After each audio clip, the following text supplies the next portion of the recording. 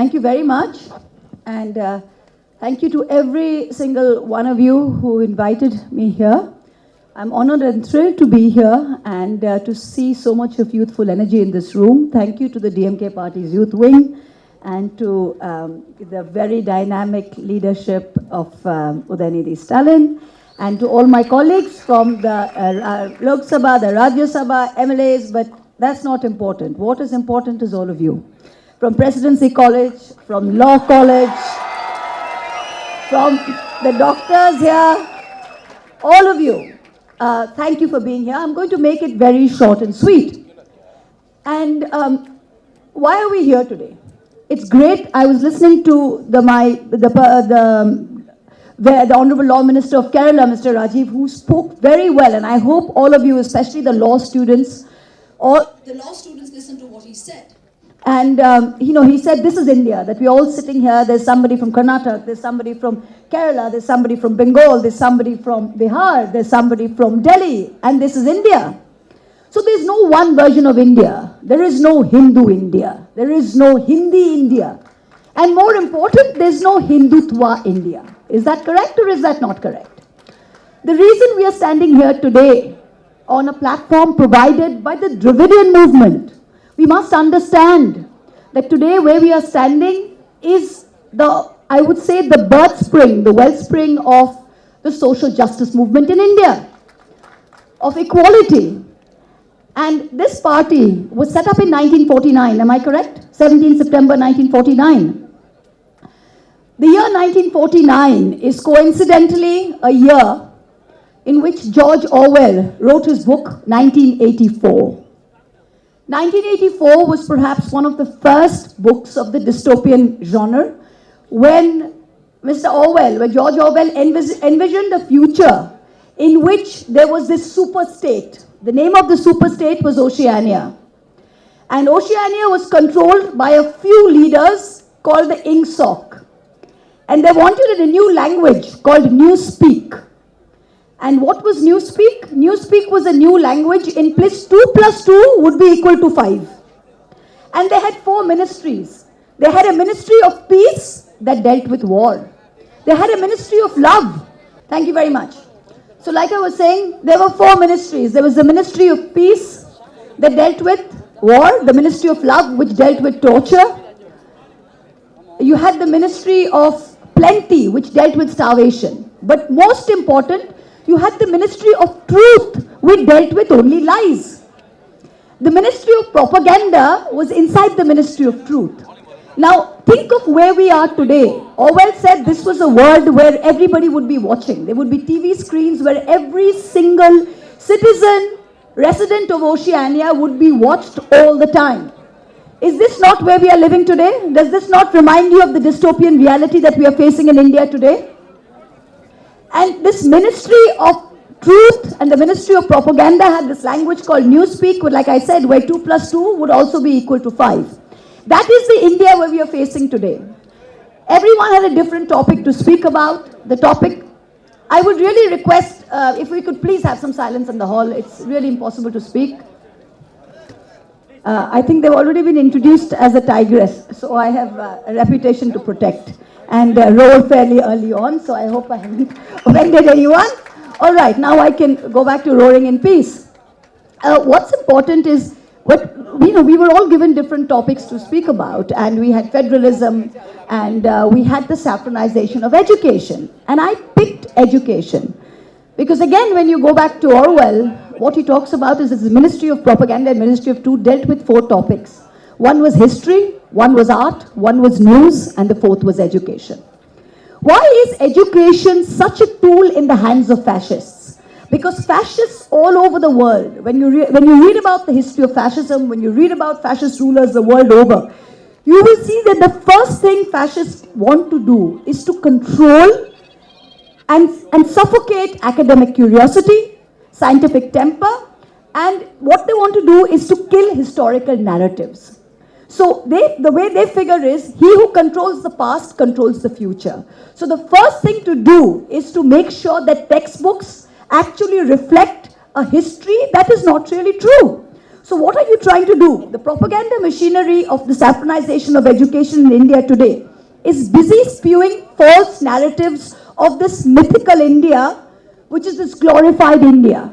Then what do? You say that India was amazing, was glorified, a mythical India, and then it was looted.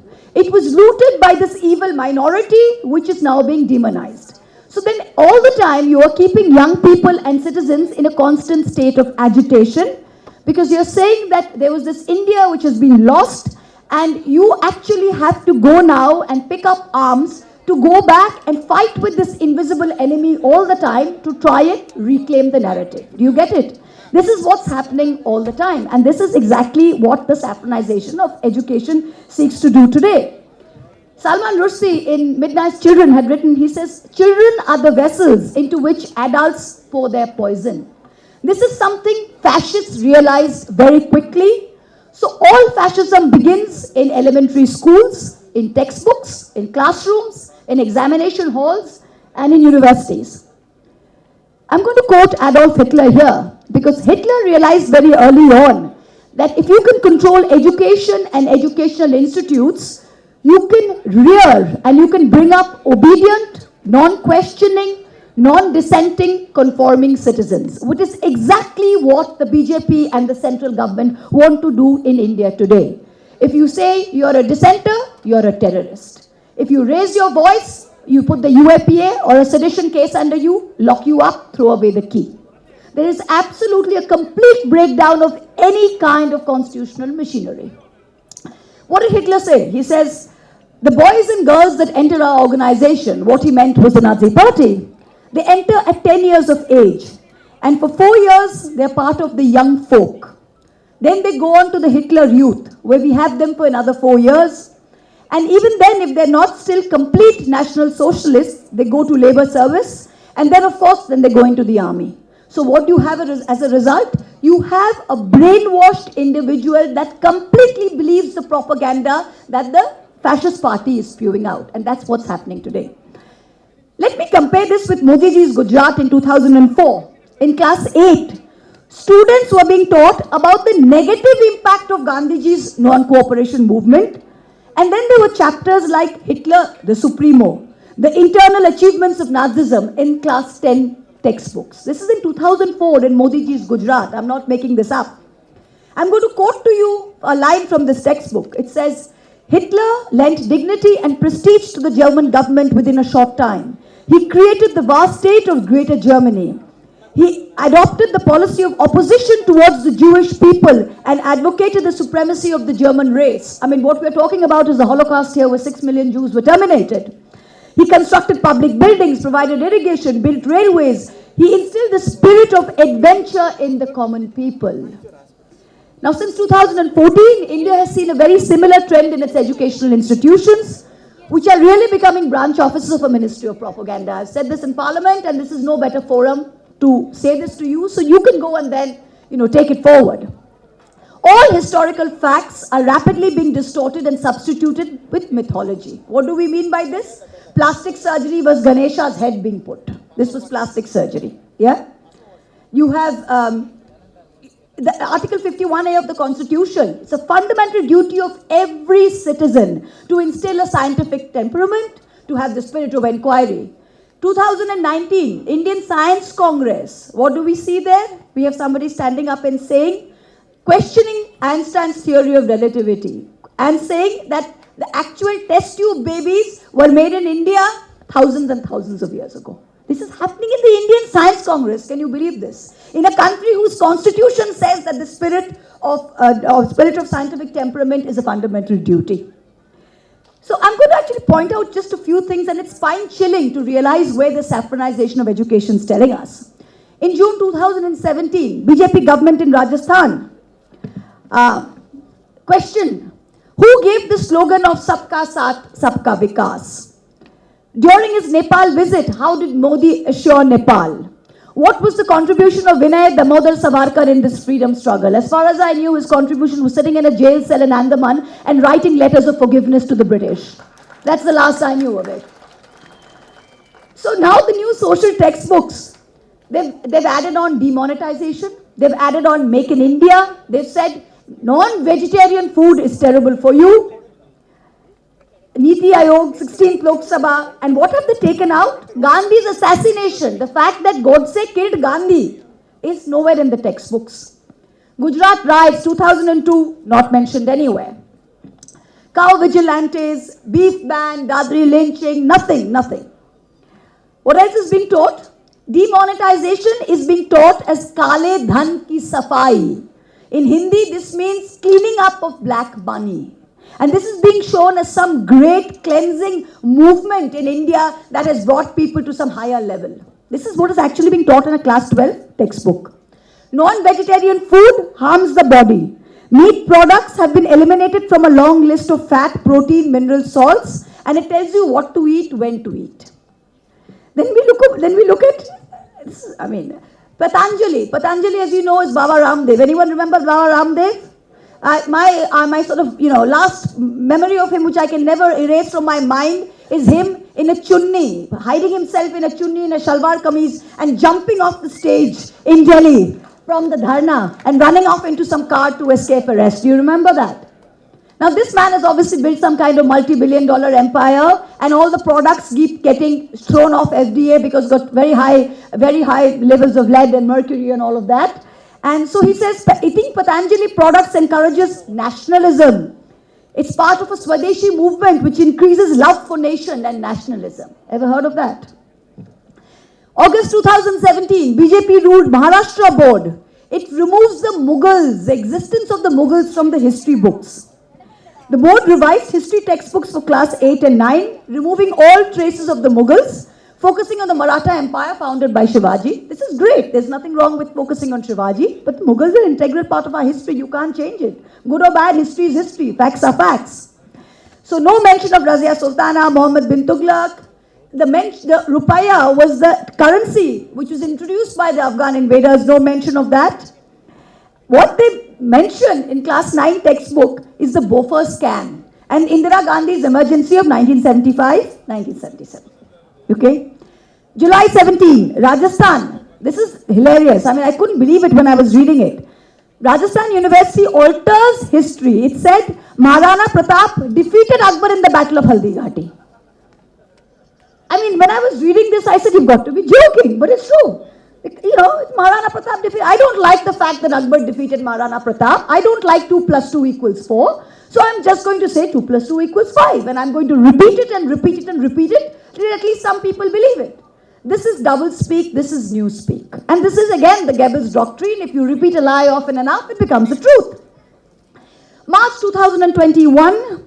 The UGC draft history syllabus is clearly indicative of saffronization. The UGC has come out with this draft undergraduate history syllabus, and a large body of teachers have said that saffronization and distortion of facts, playing up the Vedic period, playing up Hindu religious texts, and diminishing sort of the existence of Muslim rule. We are not saying Muslim rule is good or bad, but it's an integral part of our history. You can't wipe it away. So the first paper of history honors in DU, Delhi University, now covers prehistoric times and the early historic period, and it has topics like the idea of Bharat, eternity of synonymous Bharat. The 12th paper has cultural heritage of India. The new syllabus uses the word invasion. So the draft syllabus, again, Uprising 1857 says the first war of Indian independence for the Sepoy Mutiny, which is again a term coined by, as you know, Vinay Savarkar. July, Tagore, Radhakrishnan, Sarojini Naidu are removed from literature books from the UP board. Our finance minister, who's of India, and I'm proud of her because she's the first finance minister India's ever had, and first lady finance minister India's ever had, and as a woman parliamentarian, I'm proud of that, and she also hails from your illustrious state. But I'm not happy with her finance or her economics, but she always quotes the poet Thiruvalluvar during her budget speeches, any of that. You must have noticed. Whenever Madam gets up to speak, she quotes poet Thiruvalluvar. And, if you think about Thiruvalluvar, the RSS is even trying to saffronize Thiruvalluvar. They have depicted him as a saffron monk with Rudraksh and with sandalwood and ash on his forehead. Have you seen this? So there is no one that they have left alone, even Tiruvalluvar. Now what did Tiruvalluvar say? If you read the Tirukkural, there is one of them, which is, I think, is Tirukkural number 448. And he says, the king who is without the guard of men who can rebuke him will perish, even though there will be no one to destroy him. What does this mean? This means a king, a ruler, a leader who has no one to criticize him, doesn't need opposition, he will self-destruct.